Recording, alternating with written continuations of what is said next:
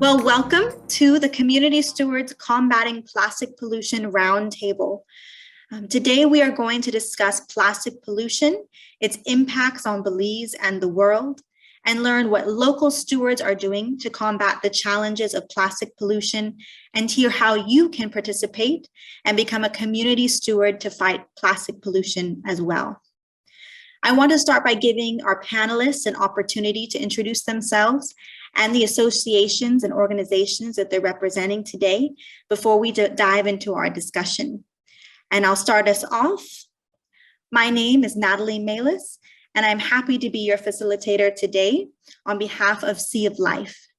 Sea of Life's mission is to support local communities working to protect and restore oceans in the Caribbean and to build a network of locally led ocean conservation projects and business solutions throughout the region. We know that in our Caribbean, oceans provide cultural, commercial, recreational, and spiritual value. This is why Sea of Life engages local communities to work in unison to implement solutions which protect and restore ocean health, and truly why we are happy to be here today, facilitating this discussion and highlighting you, the local stewards, making an impact. So let's begin with introductions. We'll start with Zero Belize.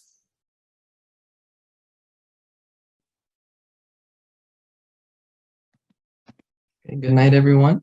My name is Javal Marin, and I'm part of Zero Belize. Basically, the whole concept of our small business came from seeing an issue in plastic pollution and thinking about a way that we can help. So it all began with a different idea, actually, a couple of years back, where we wanted to do a refill station to tackle the issue of plastic containers. But however, after analyzing our possible market, we saw that a more immediately effective way to combat plastic waste would actually be to tackle packaging. So one of the goals from Zero is to actually provide a more environmentally friendly alternative to plastic packaging, while also promoting low impact and zero waste lifestyles. So we began our campaign earlier this year by producing paper bags of various sizes and styles, and as a first step in achieving our goal. So this year, we want to also aim to add other alternatives to our list and to provide our consumers and customers a variety of other products that will help them to lower their environmental impact. So in addition to this, we also want to use our platform as a part in raising awareness of the issues and to teach everyone or every Belizean what they can do to help. Thank you, Javal. St. Martin de Porres. Hi, everybody. My name is Jeremy Sipple. I'm a Catholic priest of the Jesuit order, and I am a parish priest at St. Martin de Porres Catholic Church on the south side of Belize City. For those of you who don't know Belize City, the south side it has a reputation anyway as a maybe a more low income area. It is true home to several gangs, but it's also a really vibrant, wonderful neighborhood in Belize City. A lot of diversity, a lot of energy, and St. Martin's has been located at that address in the south side since around 1970s or so. So it's been there a while. It's a well-known and well-respected church in the community. I've been there for almost 4 years now and absolutely love serving there. But in addition to our neighborhood, we serve a wider population of Belize as well. People come from various neighborhoods and cities. Even we get people coming from Ladyville. Ladyville's not a city, but villages and beyond come into our services and participating. So it's a really vibrant, active community of faith. Obviously, unlike the rest of the panelists, we're working on environmental issues, and plastic isn't our primary focus, but it's certainly something that's really important to us. We're a faith community that sees how we treat the environment as integral to what we believe as Christians. So great to be here with you. Thank you. Thank you for being here. Rotaract? So my name is Marvin Monteroso. I am from the Rotary Club of Corozal. The Rotary Club of Corozal was officially rechartered in December 2016, making this club one of the youngest in Belize. However, since then, the club has grown to 25 inducted members strong, with 14 prospects members soon to join. The club prides itself on its members' commitment to fellowship and service within their community, which helps to develop an increased sense of society and a heart for giving back and helping others. Thank you, Marvin. Well, as you can see, we have a diverse representation from Belize, diverse stewards working in their communities. And before we jump in to hear about what they are doing to combat plastic pollution and what you can do to join in their efforts, I wanted to take a moment and ground us in what is the plastic pollution problem. What are we combating? So 33 billion pounds of plastic enter the ocean every year. That's about 2 garbage trucks full of plastic dumping into the ocean every single minute. And we're finding plastic all around the world, from the deepest parts of the ocean to the Rocky Mountains to the Arctic Sea, and of course in Belize. And plastic production is projected to grow at a rapid pace. And if things don't change, the amount of plastic going into the ocean will triple by 2040. So this problem is one that is impacting Belize, but our world. And that is why we're grateful for conversations like this one today to bring together voices and bring together community stewards to discuss the plastic pollution problem and what is being done to combat this and to see that change that we need to see in order to save our communities and our earth from this pollution. So let's jump into the discussion. I'm looking forward to hearing this. And I want us to start once again in that grounding and just sharing what is the biggest threat to Belize from plastic pollution. What do you think it is? I'm looking to hear from Zero Belize first.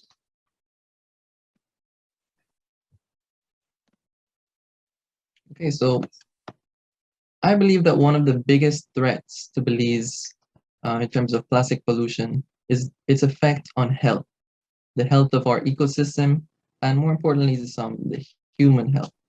If there's one word that we can use to describe the relationship between our health and plastics, it would be toxic.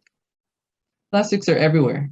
We can find plastics deep in our oceans and even at the bottom of the blue hole.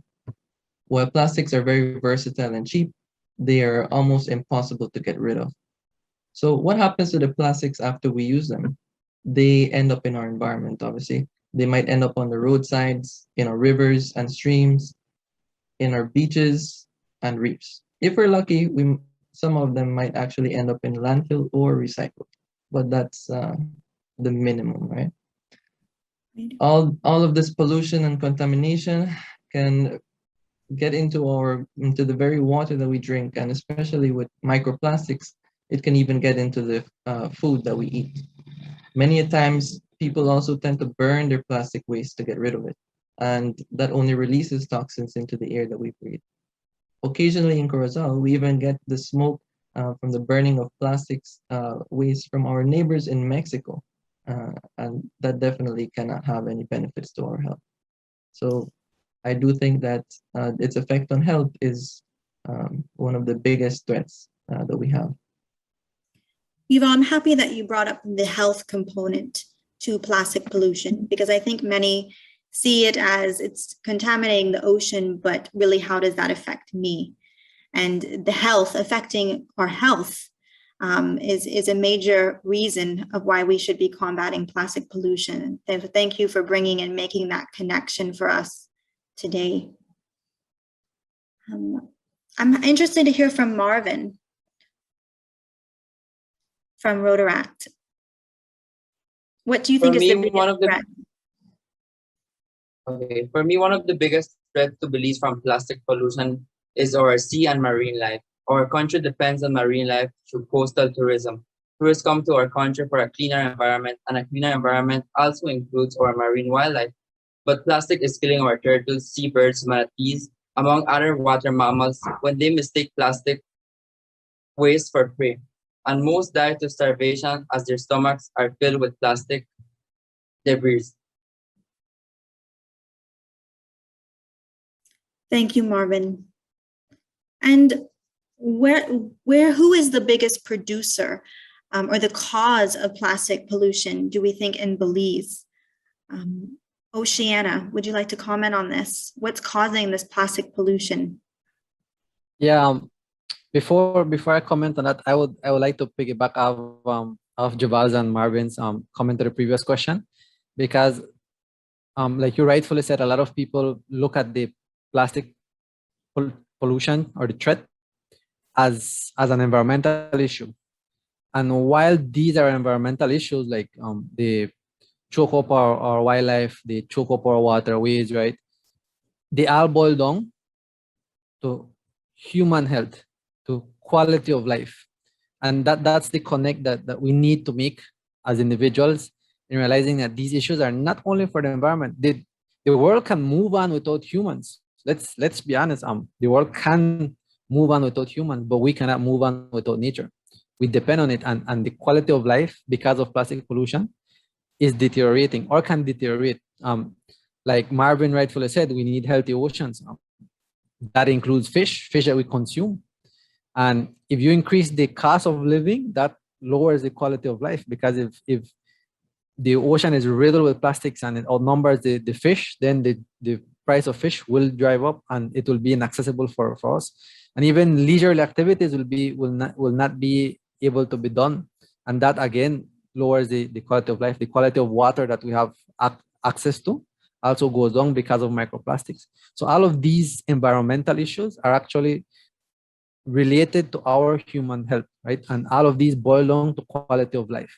And to us, as an environmental organization, yes, they are environmental threats, but they also relate to our survival, to our quality of life.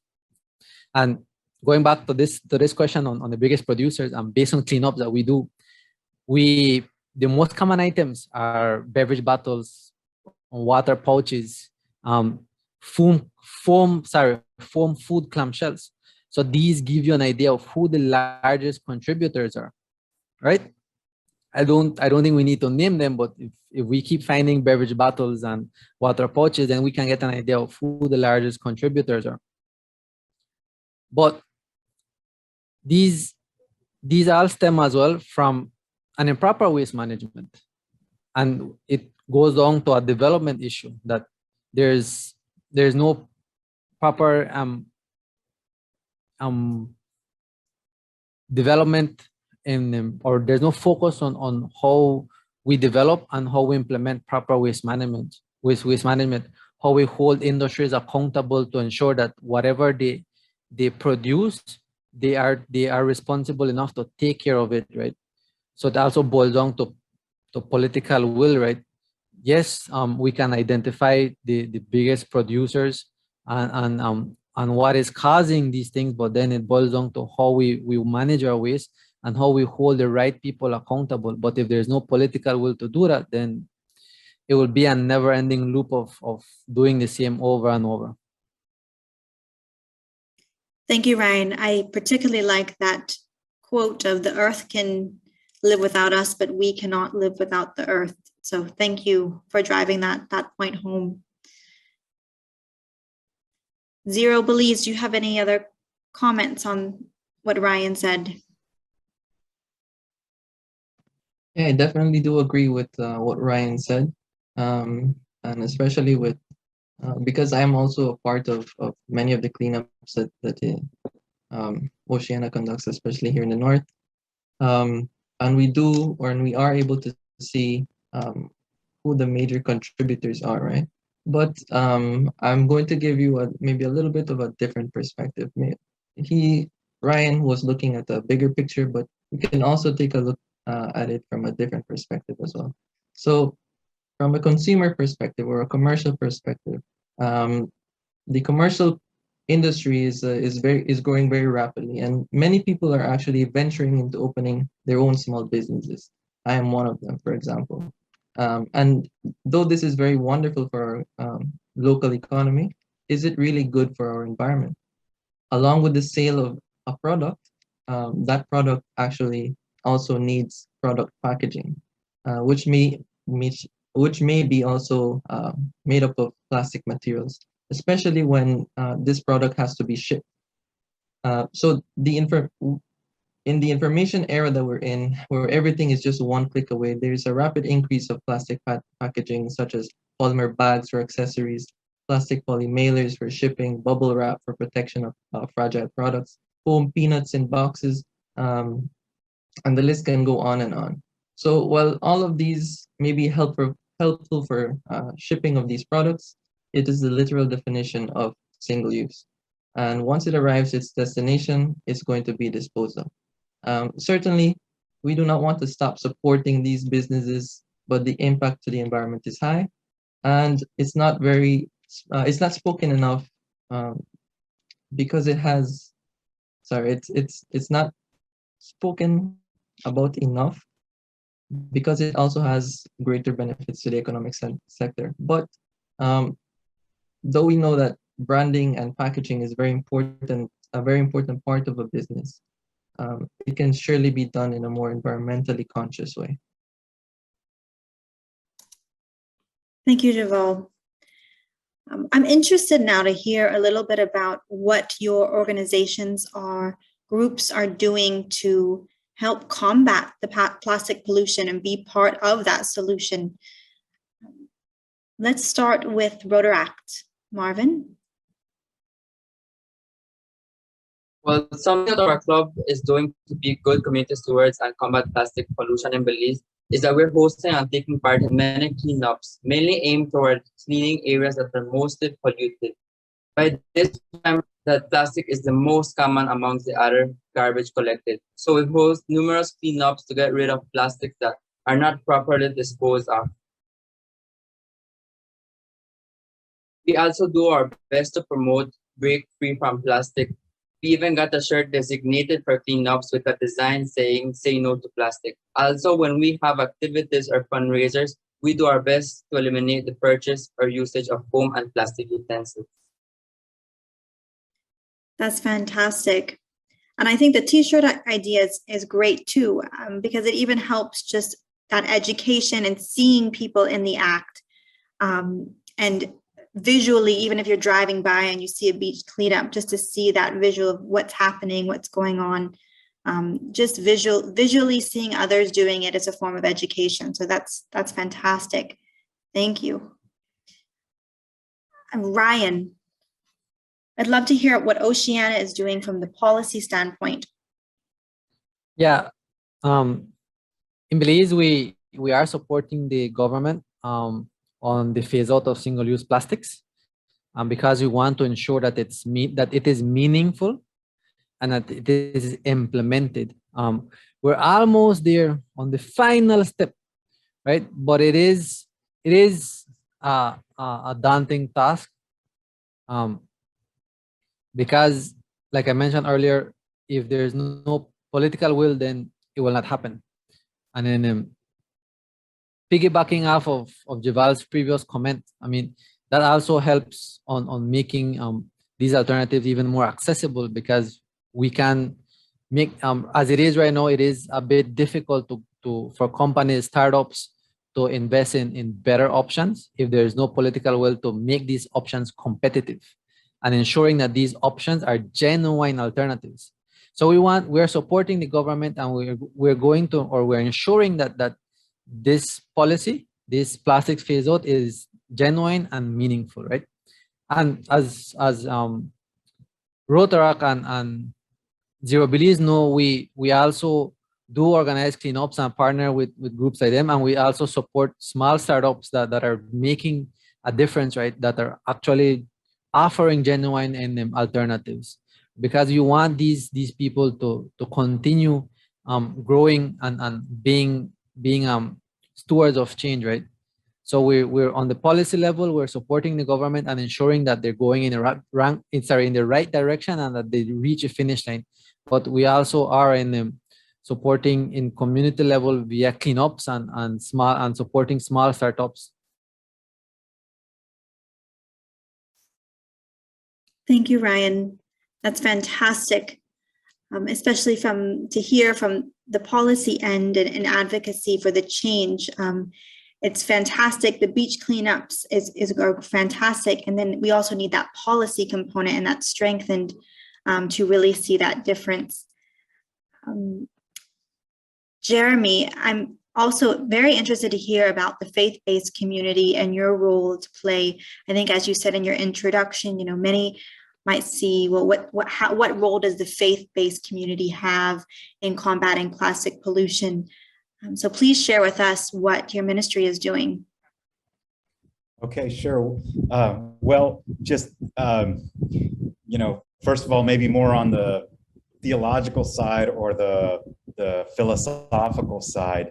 As you say, some people are like, well, what does that have to do with religion? And I think that's a very narrow religion of what God calls us to be. If you go back to the first chapter of Genesis, first book in the Bible, first book in the Torah, and on each day that story goes, God creates something. God creates the night and the day. God creates the oceans. God creates the plants, the flora. God creates the sea creatures, and then God creates the land creatures, and then human beings. And after each act of creation, God says, and God saw that it was good, and God saw that it was good, and God saw that it was good, and God saw that it was good. In other words, sometimes, I think believers can get a little caught up on the, God gave them dominion over this to sort of use it as they see put. But now we're going back and looking at all of this is God's creation, and it's sheer beauty, and we have no right to mar that beauty. And we have to start thinking of ourselves as not up here over it, but very much a part of it. Pope Francis, you may know his first encyclical, his first major writing was called Laudato Si, which is all about our care for creation, our care for our common home, our care for Mother Earth. And he's really saying that, we human beings need to have a radical adjustment from thinking of themselves as over creation to just one part of it, and a part that has a lot of power in determining how healthy the rest of it is. And if one part is sick, then we're all going to be sick.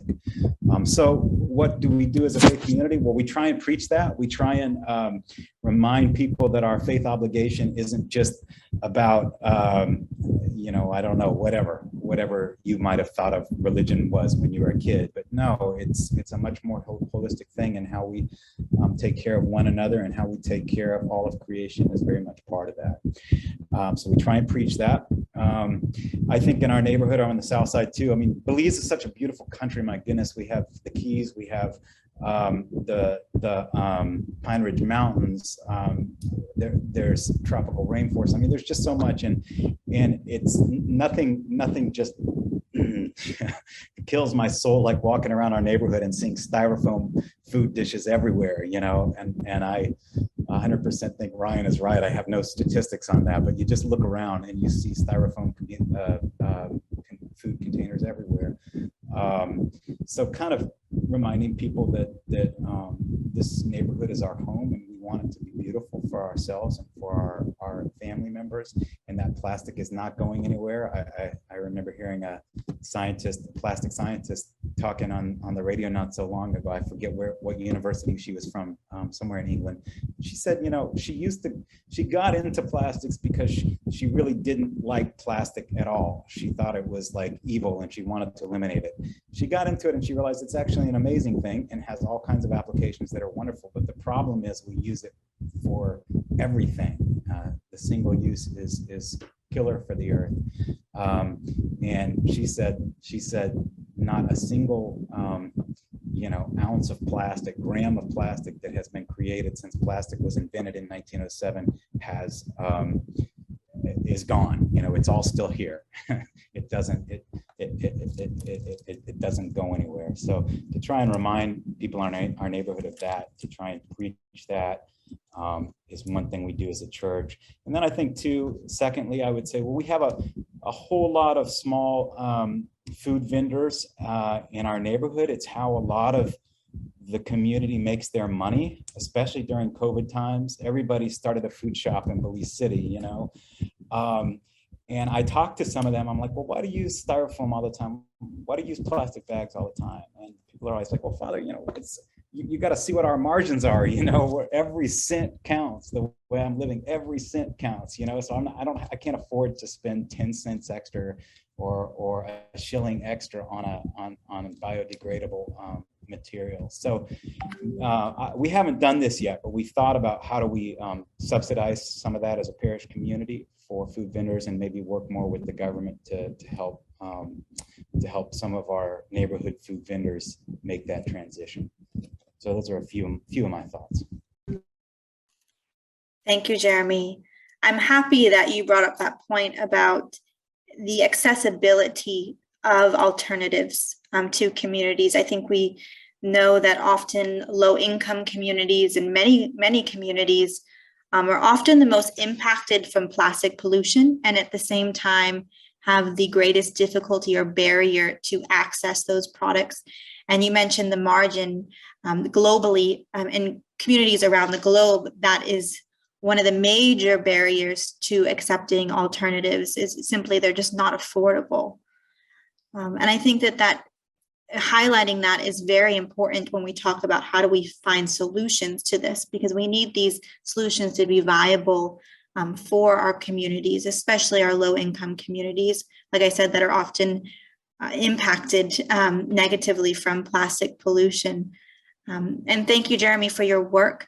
I think to tackle the plastic pollution problem, we really need to, takes everyone to come together, all communities, all faith-based, and everyone has their role to play. So that education and advocacy that your community is implementing is fantastic. And I hope that others can be inspired by that. Thank you. And on that line of talking about how do we make these alternatives accessible, and how do we assist with that, I'd be interested to hear, Ryan from Oceana, what do you think? What can be done there? That's that's a very good question. It's, for one, we have to identify which alternatives are genuine alternatives. A lot of people may pop up, or importers, but they're not really the best option. And that's why we believe that we first have to inform the public and support these small startups, the genuine small startups, right? But we also need to advocate at the policy level, like Father Jeremy said, work with the government to ensure that these things are accessible, because as it is, plastic items are on a different tax rate than paper, right? Paper is biodegradable. So just let's use paper as an example. The plastic items, foam and plastics, do not pay the same tax that the paper items would pay. So it makes it even more inaccessible for the public, because if it costs a little bit more to produce, selling it will cost even more, because you'll have to add a 12.5% of GST, right? So I think it drives up the cost. So vendors will always, like Father Jeremy said, try to keep a close or a profitable margin, and investing in these items is going to be costly, right? So we need the government to ensure that they make these items more competitive to the plastic alternatives, and only like that can we make it accessible to our communities, right? And also ensuring that these communities know what is what, but we can also work on capacity building. I know there's a lot of small startups that came out after the announcement of the phase out. I know there's a young lady that does eco wraps. She takes cloths and processes them with beeswax to make it an alternative to the wax paper. So that's called eco wraps. But some of these things can be replicated, right? And be other small startups with throughout the country, right? I know growing up, my family is a family of tailors. They know how to sew, and my mom has an endless amount of shopping bags that she made.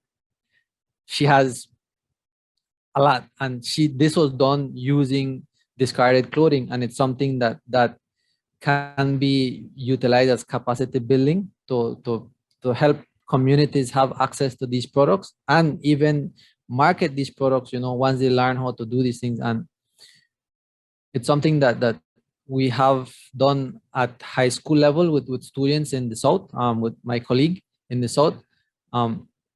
So those are ways that we believe we can make these alternatives more accessible for these communities, right?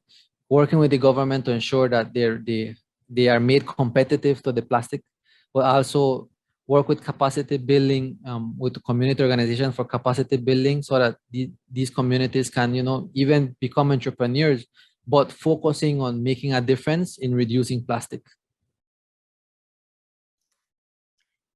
Yeah, Brian, that was a good point about turning the problem into a solution and also bringing that entrepreneurship and that economic benefit to communities. I think there's lots of opportunities there as well. With that, you mentioned making the bags. And I think that these are also ways that could help our local communities as well, especially when it comes to food systems. Jeremy, you mentioned that most of what you see is from our food. It's noted that the top 10 most globally around the world found plastic items that are garbage are from our food systems, whether that's a food takeout container, tin foil, the plastic bags, the wrapping, the packaging, all of that goes into our food.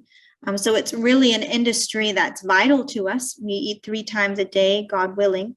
And so it's not something that can be ignored either. So I think that's a very interesting perspective of that. I'm interested to hear what Zero Belize thinks in terms of how can we create that access, what's being done to help our local communities and those that are vulnerable have access to, and also build those local opportunities for entrepreneurship and businesses.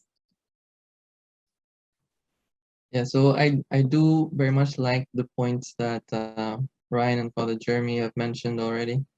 And I would just like to reiterate on those, right? So basically, why is it that local communities or low-income communities, are the most impacted by plastic pollution? Well, like the examples that were mentioned before, there are many factors that lead to that kind of outcome. For example, the one that Father Jeremy mentioned, which is a vendor in a low-income community would often use plastic packaging because of its low cost and durability. Or they simply cannot afford to pay that extra money to purchase that eco-friendly packaging for their products, because their priority isn't the environment, their priority is to put food on their table. And to compound these issues, when there is improper disposal for these materials, while we can recycle some of the plastic waste that is produced, there is no proper waste management systems that exist in these small communities. So how do these citizens deal with the plastics? Like I mentioned earlier, many of them actually end up burning it or just throwing it on the street, or in waterways, which is just detrimental to their health and to the health of the environment. So what can we do? Because plastic is ubiquitous, many may take for granted that the understanding of the negative impacts are also well known. So, but that is just simply not true. I believe for that reason that education is the foremost important thing that we can invest in. As when we have that education, then that will enable the people to weigh out the impacts and be able to choose to refuse whenever possible. The next thing would then also be to implement proper waste management systems in small and rural communities. And lastly, of course, um, lobbying with the government in order to make these plastic alternatives a little bit more accessible to the less privileged. When it comes to the access to those plastic alternatives, I also believe that plastic alternatives are a lot more common than what we may actually think. It does not have to come from a fancy online store where they market it as the best way to save the environment. Like I mentioned before, education is the most important thing that we must do in order to sensitize the Belizeans into knowing the actual impacts of plastic pollutions. That way they can choose or consciously choose to refuse.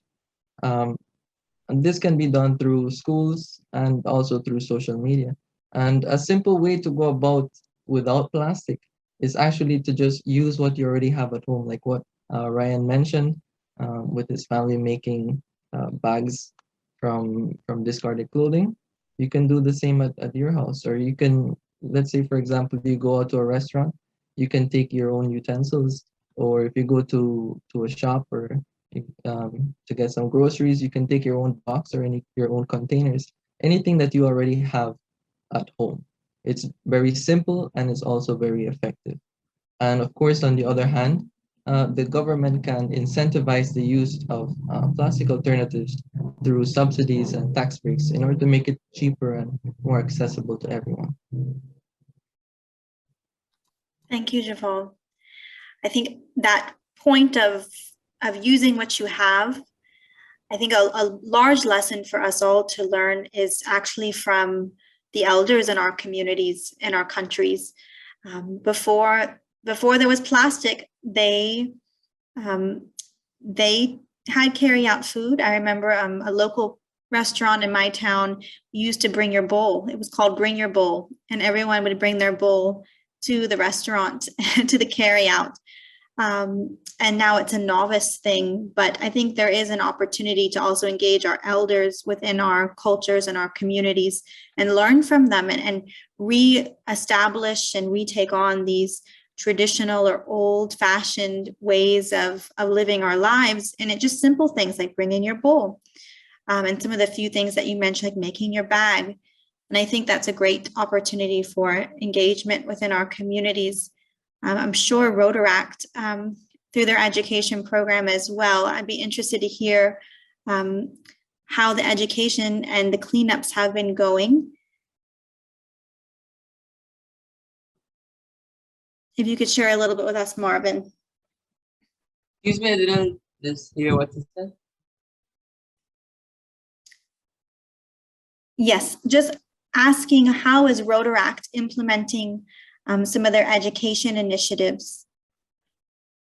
Well, and cleanups. for the past, ever since I joined Rotaract for my first social, when we had the first gathering that I had to go, it was a bring your own cup kind of social. So we had to bring our own cup and then we would mix our drinks or whatever we had to do there.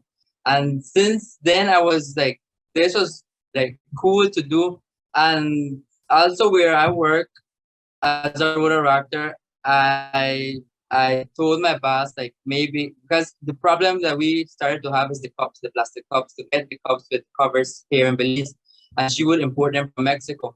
So I told her, like, maybe we can find a way that people bring their own cup, or maybe, I don't know, something that we can reuse the cups again. So we came up with this idea that people bring their own cup and we charge $1 less off their drinks, their wraps or iced coffees or whatever. And it has been going pretty good. And sometimes people don't really bring their own cup, but they bring the same plastic cup we gave them. They bring it back, and it's been going very well. And then, yeah.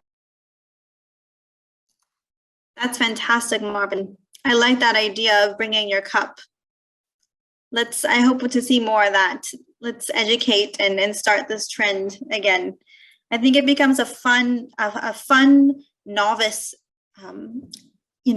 trend, but that's it. We have to just make them trends. I think that's a great idea. Fantastic. Great examples. And then also looking at globally, what can be done, what should be done, any last calls of what really should be done, maybe not just in Belize, but in our region, because as we know, Belize is not the only ones that are at fault, and a lot of the plastic that we see in some of our countries actually comes from other places and other geographies. So what can be done globally to address the issue?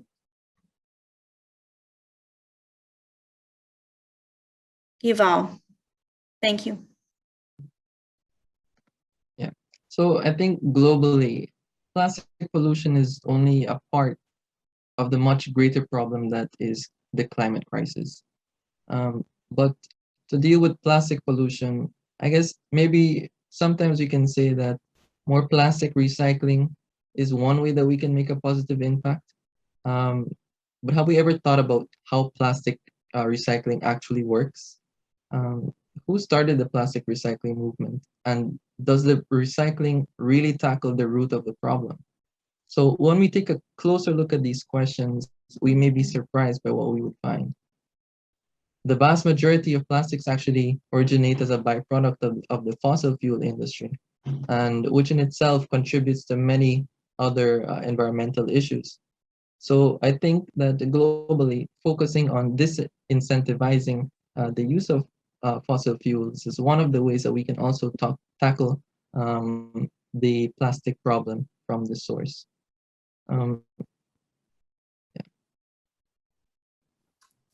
Thank you, Javal. Thank you for pointing out at the recycling. It's unfortunate, but I think that many think, well, I can use plastic because I'll just recycle it. So it's fine. So it's a very interesting point that you brought up there. This really is how much of what we are recycling, what is done with that product, and what impact are we having? And I think at the end of the day, to encourage all of us individually to just say no to plastic if you can. Bring your own, because even what's being recycled doesn't necessarily have that impact that we really need to combat the problem. So thank you for bringing up that point. Ryan, did you have also, I think you had a comment as well to Javal's point about the recycling. Yeah, it's it's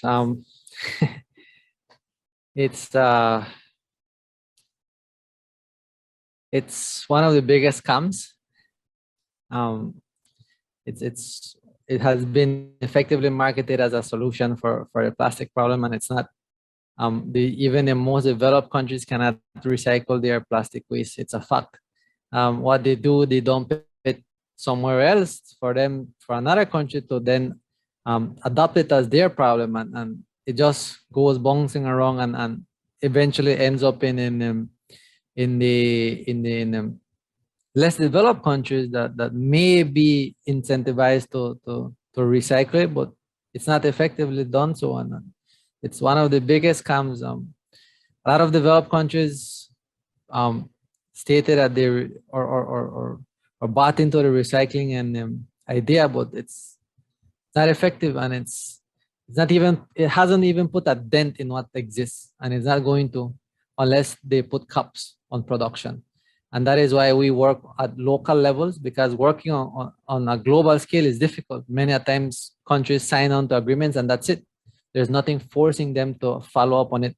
So that's why we as an organization work on local levels to ensure that where we are, they do implement legislation that will start at the country level, right? And I urge other organizations that may be in other countries to do the same, to not wait for governments to sign into something and just sit back and say, oh, well, I signed into this. Let's pressure them to implement legislation, because the countries need to implement legislation so that it's tackled globally. Otherwise, they can sign into global agreements, but there's nothing forcing them, just like the Paris Agreement with the climate change. It's meeting after meeting and few people have done something. Recycling is the same. It's one of the biggest lies. Well, I think you brought up, I think, a really good point in terms of if you can recycle, please recycle. And we need better waste management in our countries and especially our region, absolutely around the world. Waste management is a problem. If you can recycle, please recycle. I think, but it is critical to know that if you have the choice to choose something that's not plastic and use that, that's truly the best.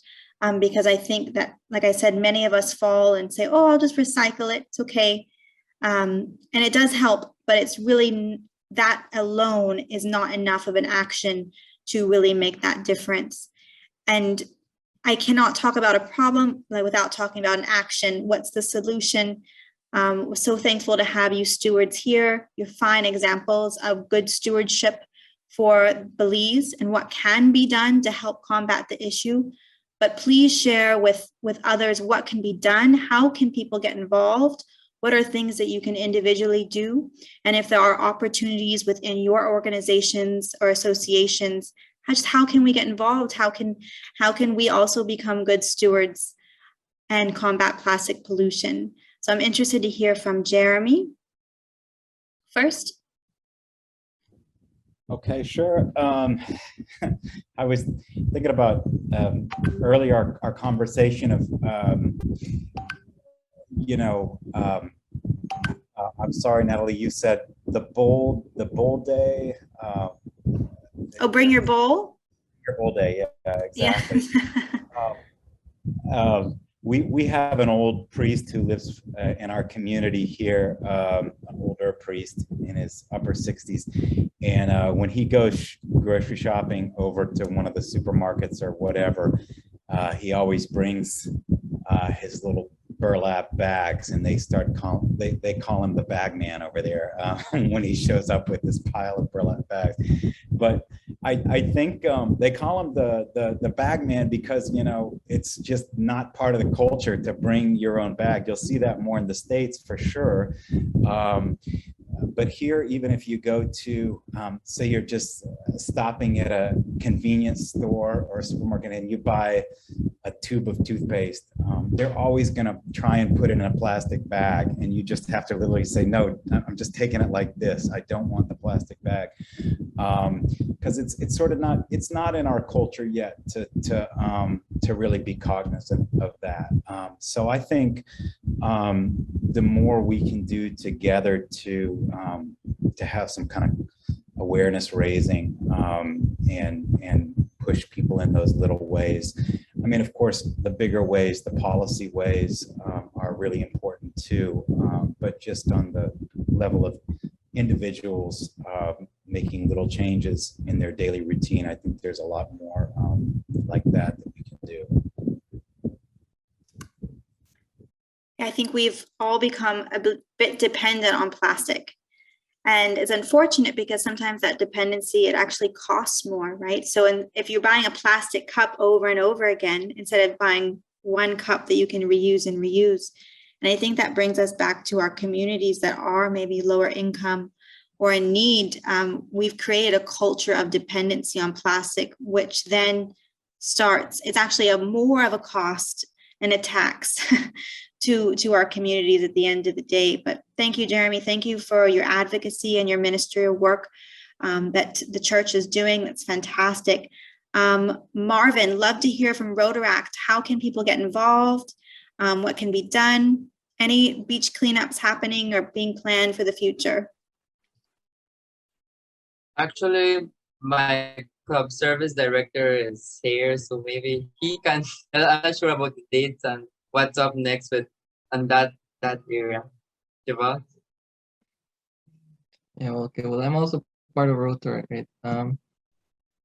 Actually, we do have one cleanup that is actually part with Ryan as well.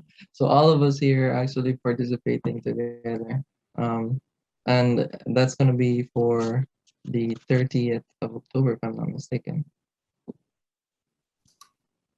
Fantastic. And that's True Stewards. True Stewards are coming together, working with others in your community, in your nation, because we cannot solve the plastic pollution problem alone. It really takes community and working together. So that's fantastic to see Zero Belize and Rotaract working together. Fantastic. And Rotaract, thank you for all that you do, especially for the education. Keep making those shirts as well. So that's fantastic. Any last words, Rotaract, or any words of encouragement for anyone listening?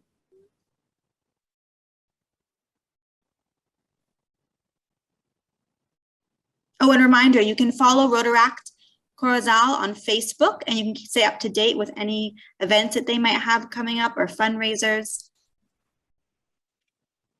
Well, I just want to tell people that just some small changes in our everyday life can have a large positive impact. So it all starts from, we can start today, we don't have to wait for no one, we can do it alone. And those little changes we do will definitely have a good impact. Absolutely. Thank you, Marvin. Those little changes. Bring your bowl, bring your cup. Ryan from Oceania, what can we do? What can Belize do? What can communities do? What can individuals do? Get the facts, get informed, learn about plastics, learn why they have become a problem, why the dependence on single use is an issue. Support advocacy efforts to make these items more competitive. Learn how to identify greenwash items, right? Join us for cleanups, join the Rotaract for cleanups, support small startups like Zero Belize, genuine alternatives, right? But most importantly, again, get the facts, get informed. We need to make informed decisions, right? Sorry. I do agree with what Ryan has mentioned, what both Ryan and Marvin have mentioned. Well, with Marvin, with the small little changes actually do make a big impact.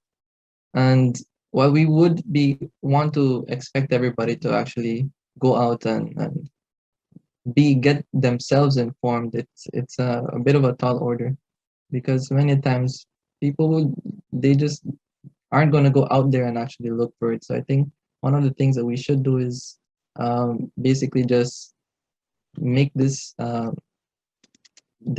knowledge pretty much appear everywhere, so that everybody, you can't really hide from it, so that even if you are looking for it, you're going to learn about it. So I think that's one of the things that we can also do. And in terms of Zero Belize, well, our namesake really, Zero is what we try to promote, a low impact and zero waste lifestyle. And that basically has to do with what Marvin mentioned, which is the little things that we can do. So small things such as replacing single-use products with reusable ones, things like straws, paper towels, takeout containers, buying cleaning and personal care products that don't contain any plastic. A good example of that would be actually shampoo bars. Here in Belize, there are actually other startup companies that actually produce these care products and shampoo bars and so on. And they don't contain any plastic, and they actually end up lasting a lot longer than regular shampoo that you find in a bottle. That's just one example. And of course, using plastic-free packaging. And you can also support us in that cause. Buying your groceries without plastic, consuming less, composting food scraps, and of course, recycling products such as glass and bottles is also good. So in short, basically, this lifestyle is just aiming at producing little to zero trash.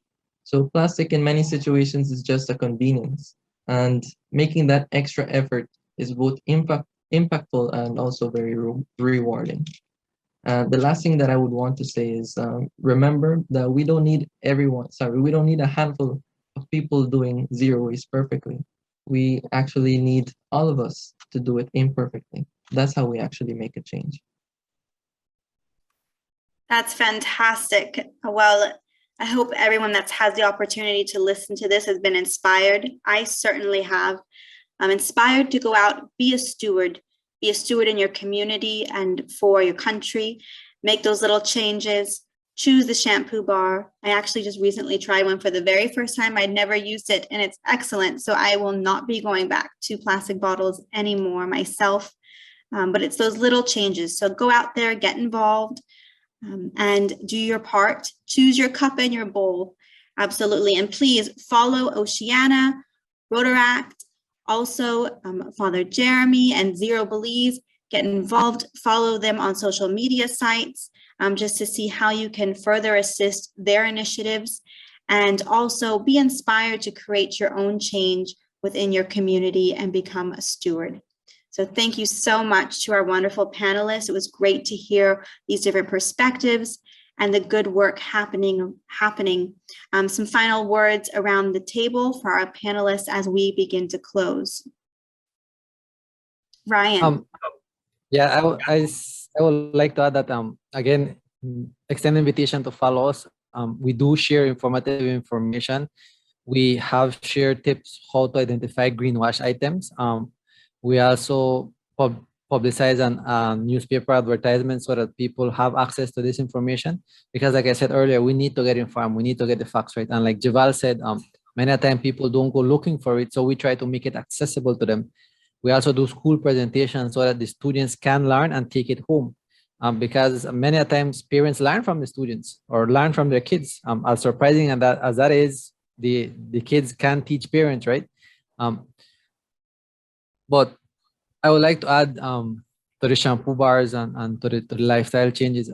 Just as an example, it's been 2 years that I haven't purchased a hair wax for myself. I learned how to make my own hair wax by using beeswax and coconut oil, and it's been 2 years that I haven't purchased it because I realized that I was generating a lot of plastic bottle trash every time I purchase this hair wax, and I learned to make that. It's very easy, sorry.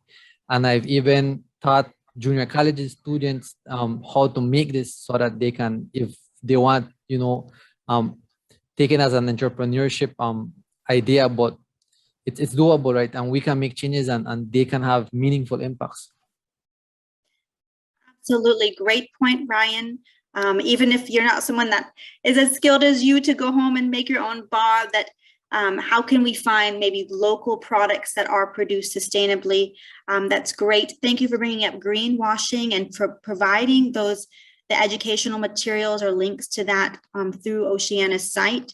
I'm sorry we didn't get to talk about greenwashing much, but just for those listening, greenwashing is when a company illegitimately markets themselves as a sustainable or green product for a profit, when in reality they might not be as sustainable as their marketing. But please follow Oceana, where you can learn more about this, and hopefully we could talk about that at another time. Any final thoughts, closing before we say thank you?